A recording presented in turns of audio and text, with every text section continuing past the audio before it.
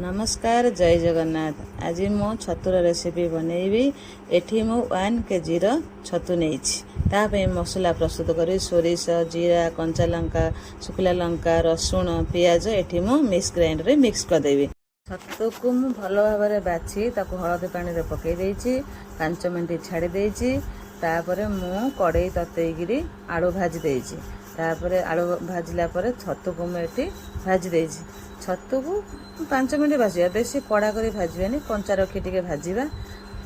छतु भाजिला पर ताको काढ़ी दबा। काढ़ी देगिरी हमर मसला प्रस्तुत करिबा। छतु हमर एठी भल भाव रे हे गला।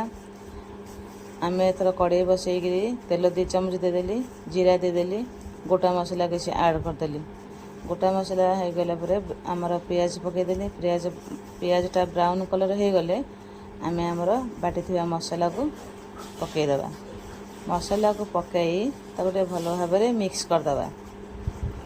तापर हमर एठी मसला गुंड सब दे दबा। लूण लंका गुंड हळदी पाउडर धनिया पाउडर टिके रुचि पाउडर मु दे देछि टेस्ट पई। आ टमाटर कटा टमाटर दे दबा।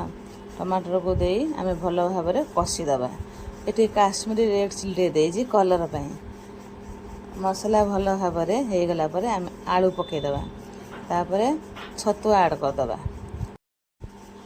मु एठी हाफ ग्लास पानी देली। हाफ ग्लास पानी दे 2 खंडा आंबुल पके देली। ताको घोड़े देबी। घोड़े दे 3 मिनिट पई फुटे दबा। 3 मिनिट परे मु एठी गरम मसला पके देली। गरम मसला पकेला परे हमर एठी छतु तरकारी रेडी। आको भात सहित किंबा रुटी सहित खाई एंजॉय करिबा। 2टा जाकर खाइले बहुत टेस्ट लागिवो। आपण कमेंट रे जणाई देबे।